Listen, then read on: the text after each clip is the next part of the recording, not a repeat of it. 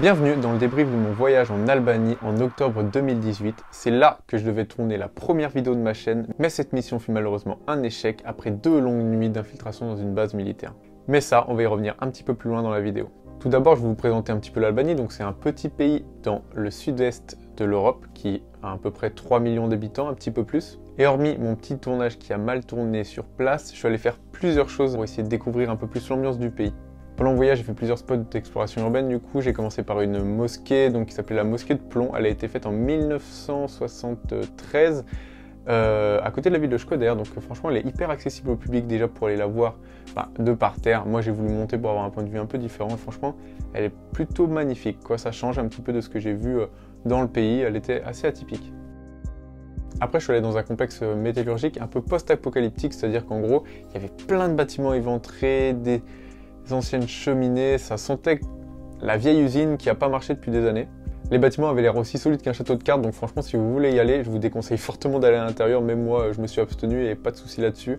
Par contre, c'est accessible sur le côté de la route, tu t'arrêtes, tu peux aller voir, t'émerveiller devant ces bâtiments qui sont d'un autre temps, prendre des photos sans souci. Par contre, j'ai grimpé une petite cheminée là-bas de 25 mètres, donc c'est ce qui m'a en plus donné l'idée d'aller grimper celle de Roumanie, puis celle de Slovénie. Je me suis dit, putain, des cheminées, j'en ai jamais fait, c'est trop cool. Et donc, elle a beau être petite, je vais vous mettre quelques images parce qu'elle n'était pas très solide la petite.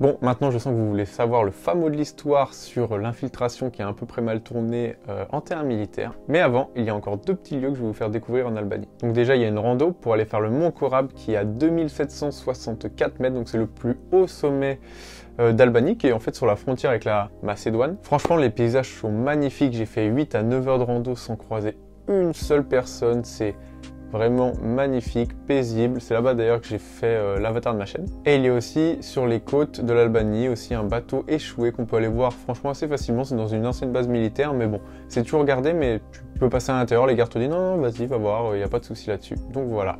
Ah oui, et d'ailleurs pour les gens qui me suivent sur Instagram, vous savez que j'ai une carte avec plus de 400 lieux, un petit peu comme ça, avec un intérêt plus ou moins important qui peut très bien parler de l'exploration urbaine, d'objets abandonnés, de cratères de météorites, de plein de choses, de montagnes assez faciles à escalader ou autres. Et du coup, n'hésitez pas à me dire si ça vous intéresse que je crée une carte interactive pour la communauté, comme ça au moins je lis vos commentaires, je réfléchis et je vous tiens au courant sur un post sur YouTube. Bon, maintenant on passe aux choses sérieuses. Cette fois-ci, je vous donne pas la localisation forcément de la base, mais bon, avec les informations que je vais vous donner, vous allez forcément pouvoir la trouver si vous voulez la chercher. Donc déjà, d'une, je vous déconseille totalement d'y aller parce que c'est genre méga dangereux. Et de 2, c'est surtout que depuis 2-3 ans, elle est vraiment inaccessible. C'est vraiment presque impossible de rentrer. Enfin, c'est vraiment une vraie galère. Bref, donc cette base, elle est assez unique. Elle contient un aéroport qui a été creusé sous la montagne. Donc ce complexe a une capacité environ de stockage de 50 avions, ce qui est énorme. Et il fut créé et creusé en 1969 pour en fait empêcher l'aviation yougoslave et les dissuader en fait de pénétrer dans le territoire albanais. Et il y a un fait en fait qui moi m'a fait tilter à l'époque, c'est qu'en 1994, il y a la CIA en fait qui a réquisitionné les lieux pour mener des missions d'espionnage en fait de la Yougoslavie, parce qu'en fait, petit rappel en Yougoslavie, entre 1991 et 2001, il y avait une guerre, il y a eu 150 000 pertes humaines, donc c'est un bilan très très lourd. Et c'est pour ça que la CIA a réquisitionné cet aéroport, entre guillemets, cette base secrète sous la montagne, pour mener des missions d'espionnage avec plusieurs sortes de drones. Il y a eu les GNAT 750 et l'année d'après, donc en 1995, il y a eu les drones Predator. Donc comme vous, en regardant cette vidéo, moi je suis tombé sur cette petite histoire et je me suis dit que j'allais m'y rendre pour voir ce qu'il en était advenu. Et en faisant des recherches, je suis tombé sur des photos de l'intérieur de l'hangar et ça m'a fait tilt. Je me suis dit il faut directement que j'y aille et que j'aille voir en fait ce qui s'y passe. Donc en plus, la personne qui était allée, je la connaissais, donc c'est une exploratrice urbaine russe qui fait partie un peu d'un groupe d'explorateurs urbains un peu déterminés, tu vois, du côté de la Russie ou de l'Ukraine. Et du coup, quand j'ai rencontré Sol, qu'on est allé à Tchernobyl, etc., qu'on a pas mal gardé contact, au final, on commence à un peu tous se connaître dans ce milieu, vous voyez. Et du coup, c'est pas parce que je la connaissais que j'ai eu plus d'informations que ça, mais personnellement, ça m'a un peu fait tilt, comme quoi je savais que ça allait être très compliqué de rentrer à l'intérieur. Donc voici la première intro normalement de ma chaîne. Salut tout le monde, donc là je suis en Albanie, donc pour la première vidéo de la chaîne, j'ai essayé de m'infiltrer dans une base militaire abandonnée avec une belle surprise à la clé, donc je ne sais pas du tout où est l'entrée, il n'y avait aucune info, donc on va bien voir. En tout cas, là je suis dans une forêt vachement visible, mais je vais devoir me faire tout petit pour m'infiltrer dans le noir complet, donc ça va être assez immersif, j'espère que ça va vous plaire. Allez, on y va, on fonce. Ah oui, et il faut savoir que plus tôt dans la journée, j'avais exploré la base au drone pour faire du repérage, parce que c'est vrai que les images satellites, ça peut aider, mais le drone c'est quand même plus intéressant, et il y a eu plusieurs choses notables que j'ai pu me rendre compte. Premièrement, j'ai trouvé 4 entrées possibles, donc il y en avait 2 qui sortaient en fait de la montagne, c'était l'endroit où les avions faisaient leur manœuvre pour aller sur la piste de décollage. Mais bon, c'était des grosses portes blindées, donc là je savais que ça allait être quasiment impossible de rentrer dedans. Et après, il y avait 2 entrées qui avaient l'air un peu plus pour le personnel, c'est-à-dire qu'il y en avait une tout à droite et une bien au centre, pile en face de la cabane de garde. Donc selon moi, j'avais l'embarras du choix. Mais surtout, il y avait un garde armé. Quand je suis passé en voiture en fait devant, j'ai vu qu'il était dans sa petite cahute, qu'il sortait régulièrement faire des rondes avec son arme sur l'épaule. Donc je me suis dit, je vais pas trop faire de bruit, ni trop me faire repérer, parce que j'ai pas envie de me faire attraper par ce genre de personnes. Allez, je vous laisse avec le début de mon infiltration. Donc là, on est ici. Le but c'est de passer là. Rentrer, il y a une barrière. Tac, tac, tac. Faut faufiler dans les bâtiments. Tac. Essayer de trouver l'entrée par ici, quoi.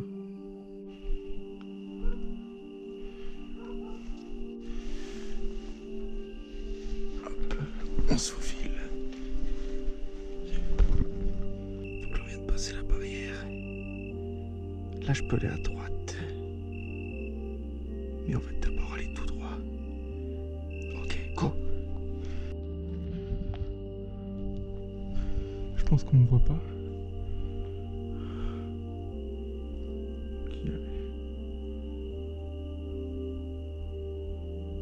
Putain. Il y a une porte ici.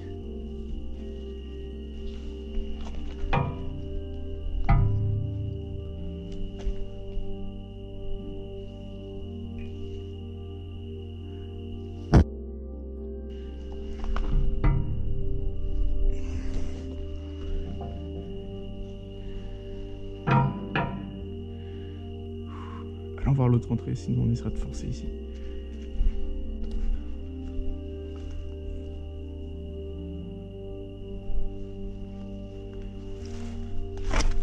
Donc là, je suis à côté de la porte 2. Il n'y a pas d'accès, j'ai vraiment cherché pendant une vingtaine de minutes.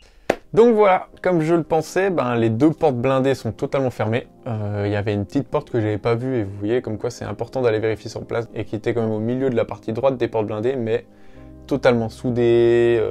C'est peut-être possible, mais c'est un travail titanesque pour ouvrir ça et rien n'est garanti, quoi. Du coup, je me suis attaqué à la partie que je considérais comme une entrée de service sur le côté droit de la base. J'ai passé plus de 1h30 à creuser parce qu'en fait ils avaient mis un tas de débris devant une porte blindée mais qui était un peu entrouverte. Du coup j'ai creusé pour essayer de grappiller quelques centimètres pour pouvoir faire passer ma GoPro à l'intérieur. Et comme vous le voyez sur les images, Au fond, il y a un mur qui a été muré totalement. Donc déjà, aucune certitude qu'il y ait un petit passage ou que ça soit possible. Donc j'allais pas encore faire 5-6 heures pour creuser et ouvrir cette porte, sachant que j'étais même pas sûr que j'allais pouvoir plus l'ouvrir. Et secondo, on voyait un petit trou au plafond. Donc à mon avis, les explorateurs urbains à l'époque passaient par ici. Donc ça veut dire que les gardes et la base sont au courant que des gens allaient visiter ce lieu. Donc c'était forcément plus surveillé, plus gardé, peut-être des détecteurs de mouvement, peut-être des alarmes, plein de choses. Et je me dis, là ça commence à puer un petit peu. Et du coup, il me restait plus qu'une seule option. Et c'est là que les choses se gâtent, que j'ai eu un énorme coup de pression. La porte pile en face du garde et de la maison du garde, entre guillemets. En fait, il faut savoir que du coup, cette entrée dans la montagne est éclairée par un énorme projecteur. Donc ça veut dire qu'en fait, dès que je passe devant, il y a une ombre, mais énorme de moi qui s'étire jusque devant les gardes, tu vois. Donc je me dis, ok, ils ont bien pensé leur coup, il y a une ombre qui passe, ils savent que quelqu'un est passé devant cette porte ou est en train d'essayer d'entrer, donc ils sont direct alertés. Donc j'inspecte un peu les lieux, je regarde autour, comment ça peut se passer, comment je peux peut-être rentrer. J'essaie de me faire toutes les options, je me rappelle, je m'allonge dans les buissons, j'essaie de faire du bruit pour voir s'il y a un garde ou s'il n'y a pas de garde. Et en fait, il y a une solution, mais bon, qui est... allez, il y a 15% de succès. Après tout le trajet que j'ai fait, tout ça, je me suis dit, allez, on essaye, on se décourage pas. On y va, allez, c'est parti. Dans le plan, la première chose à faire, c'est qu'il y avait un caillou devant la première grille. C'était courir, prendre le caillou, l'enlever et le mettre sur le côté. Donc c'est ce que je fais.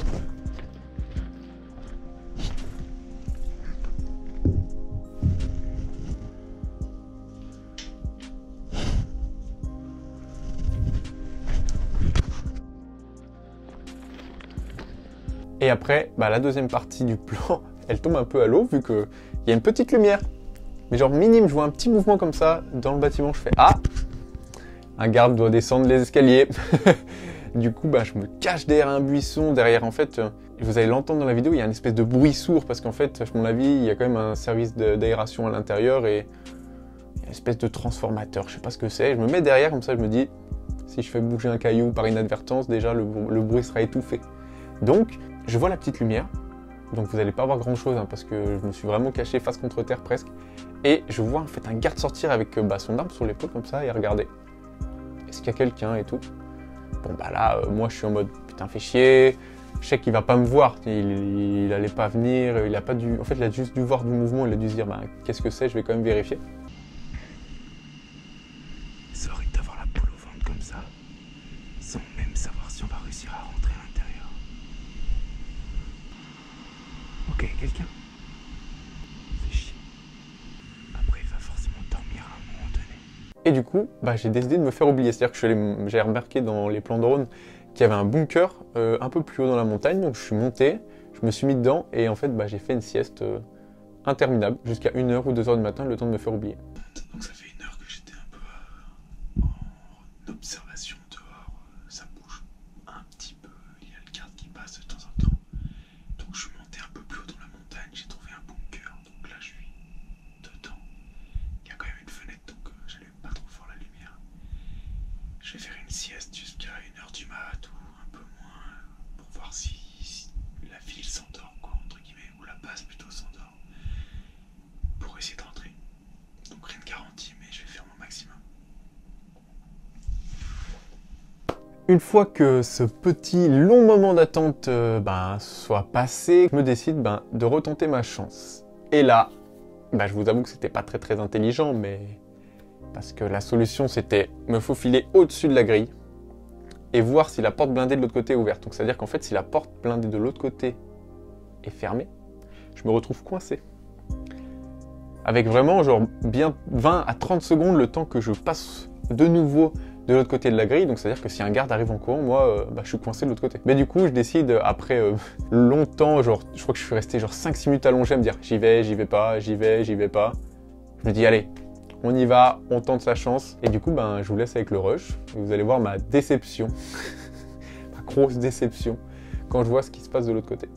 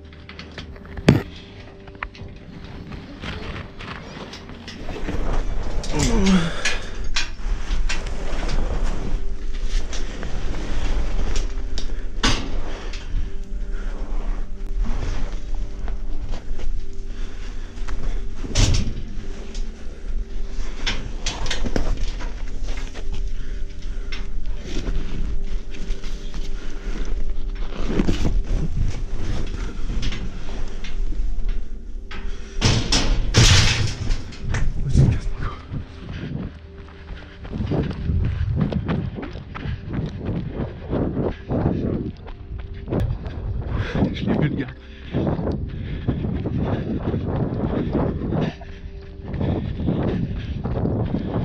Bon bah voilà, échec. Bon bah après vous avez pu voir quand même là qu'ils ont même bouché la ventilation, ils l'ont rempli de cailloux, ils ont mis une grille devant, enfin ils veulent vraiment que plus personne rentre dedans. Et je vous avoue que j'ai même réussi le lendemain, et il faut savoir qu'en fait, ben, quand je suis parti en courant avec ce bruit ignoble que j'ai fait avec la grille, j'ai quand même vu le garde sortir au loin, à regarder comme ça dans le noir complet, mais bon, j'avais déjà filé, j'avais déjà 100 à 150 mètres d'avance, donc il n'y avait pas de souci. Mais quand j'y retourne le lendemain, il y a d'une, la pierre qui était de retour à sa place, ils ont changé la chaîne, donc la grille était beaucoup plus collée contre la paroi, et en plus ils ont changé l'ampoule du projecteur, c'était une lumière bien plus blanche, du coup ben, ça faisait encore plus de lumière, donc j'étais encore plus repérable. Du coup, c'est vraiment, mais alors vraiment bien surveillé, et ils ont vraiment, mais plus du tout envie que quelqu'un rentre à l'intérieur, explorer les lieux. Bon, bah voilà, c'est le clap de fin, j'espère que cette vidéo vous a intéressé, je sais que beaucoup de gens me l'ont demandé pour savoir ce qui s'était passé. Donc j'espère qu'en tout cas vous n'êtes pas déçus pour cette petite histoire. Et moi donc je vous invite à vous abonner à la chaîne, à cliquer sur la petite cloche, à me dire en commentaire toutes vos impressions, à lâcher un énorme pouce bleu, puis nous on se dit à une prochaine fois pour une prochaine émission. Ciao!